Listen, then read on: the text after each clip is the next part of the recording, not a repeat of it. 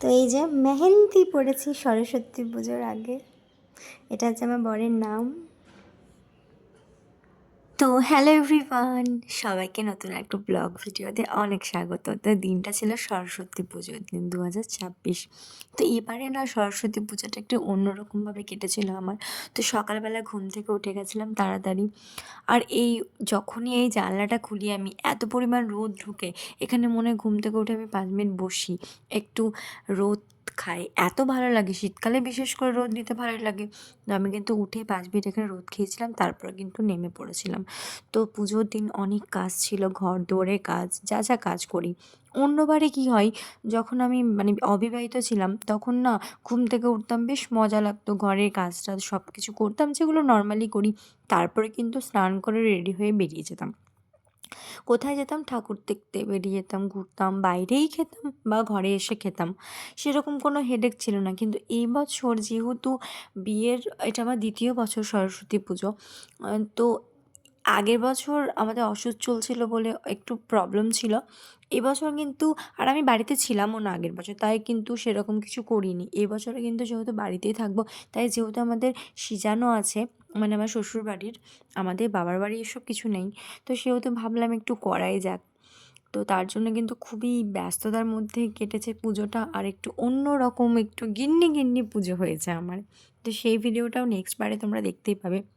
তো সকালবেলা উঠে কিন্তু বিছানাটাকে সেট করে নিয়েছিলাম, যেটা অ্যাকচুয়ালি সবার করা উচিত। ঘুম থেকে উঠে আগে বেড ক্লিন করতে হয়, নিজে ফ্রেশ না হয়ে আগে কিন্তু আমি বেড ক্লিন করি। তো বেড ক্লিন করার পরে ঝাড়ু দিয়ে দিয়েছিলাম। তো ঝাড়ু দেওয়ার পরে কিন্তু আমি ব্রাশ করেছিলাম। আর ব্রাশ করতে করতে বেশ আমার ডাইনিংটাতে প্রচুর পরিমাণে রোদ ঢোকে, আমি এক্ষুনি পর্দা সরাবো।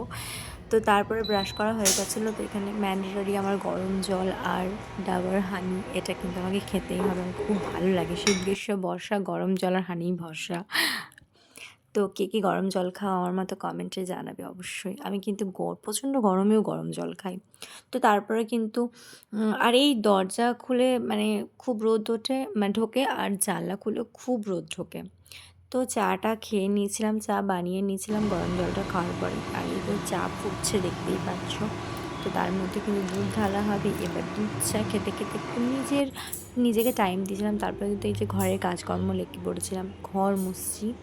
তো আমার ঘরটা অনেকটাই বড়, মানে লম্বাতে অনেকটাই বড়। তো এই মোড়ো থেকে ওই মোড়ে ঘর মুছতে মুছতে আমার কোমরটা ব্যথা হয়ে যায় জাস্ট। তো তোমাদেরকে এত লং ভিডিও দেখাচ্ছি না, শর্ট করে ক্লিপ দিয়ে দেখিয়ে দিচ্ছি। ঘর মোছা সবাই জানো, ঘর মুছতে। আর পুজো পালের দিনে কিন্তু ঘরটাকে ক্লিন যতটা সুন্দরভাবে সাজাবে, মনে হবে নিজেও সুন্দরভাবে সাজছি।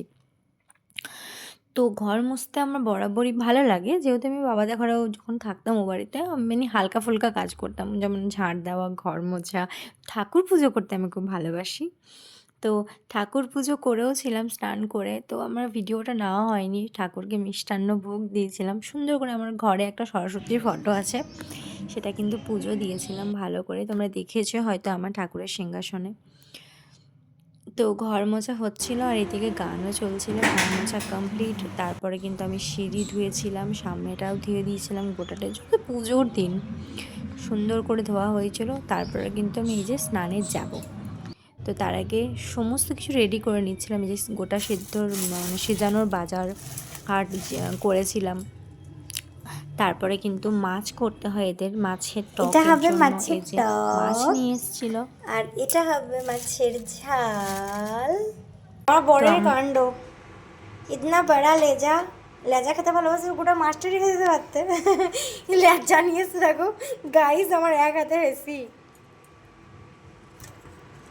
আর মাছের পিসগুলো বেশ ভালো আছে। তো মাছের টক করব, আমি কিন্তু এটা দ্বিতীয়বার করছি। আর এই যে অনেক প্রিয় একটা জিনিস এনেছিল আমার বর, দেখো কত বড় মাছের তেল, আমি জাস্ট দেখে অবাক। বর বলছে যে দেখো কি নিয়ে এসেছি, আমি বললাম ওয়াও এত সুন্দর মাছের তেল। তো সব ক্লিন করে আমি কিন্তু স্নান করে নিয়েছিলাম। তারপরে এই যে গোটা সেদ্ধ বসিয়ে দিয়েছিলাম। লাইফে ফার্স্ট টাইম, জানি না কীভাবে করতে হয়, মানে আমার যাদেরকে শুধিয়ে শুধিয়ে আমি ঠিক করলাম। তো তারপরে কিন্তু রেডি সেডি হয়ে ফাইনালি 2টোর সময় আমরা কিন্তু সরস্বতী পুজো ঠাকুর দেখতে বেরিয়েছি। তো এখানে একটু বর চটি পরিয়ে দিচ্ছিলো, যাতে শাড়ি পরে একটু গড়িয়াতে অসুবিধা হয়। তারপর আমাদেরই গাছের ফুল তুলে কানে ফুল গুঁজে একটু সুন্দরী হয়ে আমরা কিন্তু রেডি হয়ে বেরিয়ে পড়েছিলাম।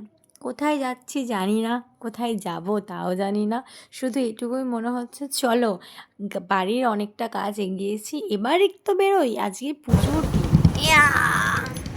গাইস আজকে সব প্রেম করছে, বাঙালির ভ্যালেন্টাইন্স ডে নাকি আজকে? হ্যাঁ, বাঙালির ভ্যালেন্টাইন্স ডেতে সব প্রেম করার জন্য সব আছে, তো আমরাও প্রেম করতেই চললাম নাকি? প্রেম করতে চললাম আমরা।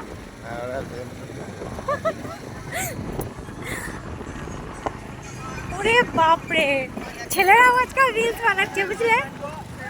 তো আমরা চললাম আমরা চললাম একটু রিলস বানাতে, ফটো তুলতে, আর কিছু না, তারপর বাড়ি চলে যাবো। আমি কিন্তু সরস্বতী পুজোতে ফুল লাগিয়েছি, আমি একটু ব্রাইডাল মামুনি হয়ে গিয়েছি। তো তারপরে আমরা কিন্তু বেশ কিছু ভিডিও ফটো ক্লিক করলাম, আর খিদে পেয়ে গেছিলো যেহেতু বাবাদের বাড়ি যাবো খেতে। আর শাড়িটার নাম না করলেই হবে না, এটা কিন্তু প্রিয়াঙ্কা দিদির শাড়ি, ঠিক আছে? যদি আমি ভিডিওর মধ্যে না বলি ও কিন্তু কমেন্ট করবে এটা আমার শাড়ি আমার শাড়ি। তো হ্যাঁ, এটা আমার দিদির শাড়ি, ওকে মানে 1000 বার চাওয়ার পরে শাড়িটা ফাইনালি আমাকে কাছে থেকে ফুলটা নাও, এরকম করে ফুলটা নাও। আর আমার বরকে এখানে শেখাতে হচ্ছিলো যে কীভাবে আমাকে মানে কোন অ্যাঙ্গেল থেকে ভিডিওটা নিয়ে নাও। তো এখানে অনেক মজা লাগছিলো, অনেকদিন পর বাড়ি থেকে বেরোলাম। আর এটা আমার ক্যান্ডা, দেখো কিছু একটা বলছিলাম, আমাকে কিছু বোঝাচ্ছিলো, মানে যেই দেখছি ও আমাকে ফটো তুলছে, মানে ফটোর পোজ দিয়ে লেগেছে, মানে মেয়েরা ভাবতে ভাবতে এরকমই হয়। আমার বর তো আমার ন্যাকামি সহ্য করতে করতে পুরো পাগল হয়ে গেছে, কিছু করার নেই, সহ্য করতে হবে। আর এখানে তো তারপর আমরা কিন্তু বেরিয়ে পড়েছিলাম, কারণ প্রচণ্ড খিদে পেয়ে গেছিলো, আর যেহেতু বাবাদের বাড়ি যাবো ওই দিকেই সমস্ত ঠাকুরগুলো, আমি বললাম কি চলো আগে ভিডিও রিলসটা বানিয়ে নিয়ে দিয়ে একবারে চলে যাবো। তারপরে কিন্তু আমার বাবার বাড়ি চলে গেছিলাম, সেখানে গিয়ে কিন্তু খাওয়া দাওয়া করে রিলস নিয়ে আবার সন্ধ্যাবেলা বাড়ি এসেছি। নেক্সট পার্ট দেখার জন্য চ্যানেলটা ফলো করো।